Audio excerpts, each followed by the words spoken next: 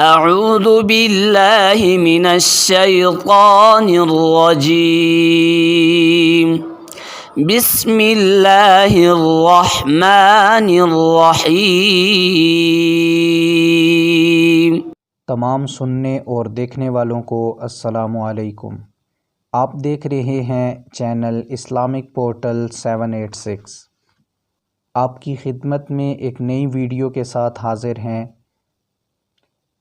آج کی ویڈیو میں ہم اپنے ناظرین کے سامنے ایک سبق آموز واقعہ پیش کریں گے۔ اپنی ویڈیو کی جانب بڑھنے سے پہلے تمام دیکھنے والوں سے گزارش ہے کہ چینل اسلامک پورٹل 786 کو سبسکرائب کر دیں اور بیل آئیکن کو پریس کر دیں تاکہ ہماری آنے والی ویڈیوز کا نوٹیفیکیشن آپ تمام دوستوں کو ملتا رہے۔ دوستو، جو واقعہ ہم آپ کے سامنے پیش کرنے جا رہے ہیں وہ ہے نبی اکرم صلی اللہ علیہ وسلم کا صحابہ کرام رضی اللہ عنہم سے دو اشخاص کے بارے میں سوال، اور ان میں سے بہترین کون ہے نبی اکرم صلی اللہ علیہ وسلم کے فرمان کے مطابق۔ تو چلیں دوستو، بڑھتے ہیں اپنی ویڈیو کی جانب۔ نبی اکرم صلی اللہ علیہ وسلم کی خدمت میں کچھ لوگ حاضر تھے کہ ایک شخص سامنے سے گزرا۔ حضور اکرم صلی اللہ علیہ وسلم نے دریافت فرمایا کہ تم لوگوں کی اس شخص کے بارے میں کیا رائے ہے؟ عرض کیا کہ یا رسول اللہ صلی اللہ علیہ وسلم، شریف لوگوں میں ہے، واللہ اس قابل ہے کہ اگر کہیں نکاح کا پیام دے تو قبول کیا جائے، کسی کی سفارش کرے تو مانی جائے۔ حضور نبی اکرم صلی اللہ علیہ وسلم سن کر خاموش ہو گئے۔ اس کے بعد ایک اور صاحب سامنے سے گزرے۔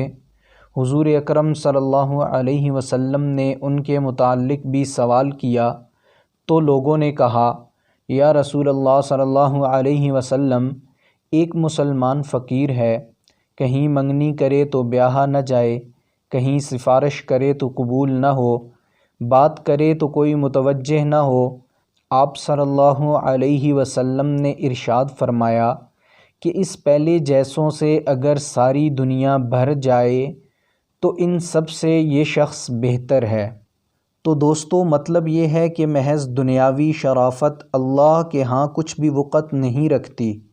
ایک مسلمان فقیر جس کی دنیا میں کوئی بھی وقت نہ ہو، اس کی بات کہیں بھی نہ سنی جاتی ہو، اللہ کے نزدیک سینکڑوں ان شرفاء سے بہتر ہے جن کی بات دنیا میں بڑی وقت سے دیکھی جاتی ہو اور ہر شخص ان کی بات سننے اور ماننے کو تیار ہو، لیکن اللہ کے یہاں اس کی کوئی وقت نہ ہو۔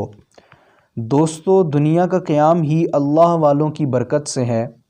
یہ تو حدیث میں خود موجود ہے کہ جس دن دنیا میں اللہ کا نام لینے والا نہ رہے گا، قیامت آ جائے گی اور دنیا کا وجود ہی ختم ہو جائے گا۔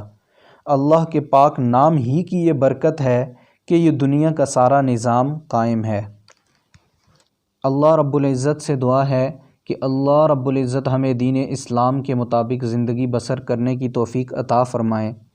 دوستو، ہماری آج کی ویڈیو آپ کو پسند آئی ہے تو کمنٹ کے ذریعے ہمیں اپنی رائے سے آگاہ کریں اور ویڈیو کو زیادہ سے زیادہ لوگوں تک شیئر کریں اور ہمارے چینل اسلامک پورٹل 786 کو سبسکرائب کر دیں۔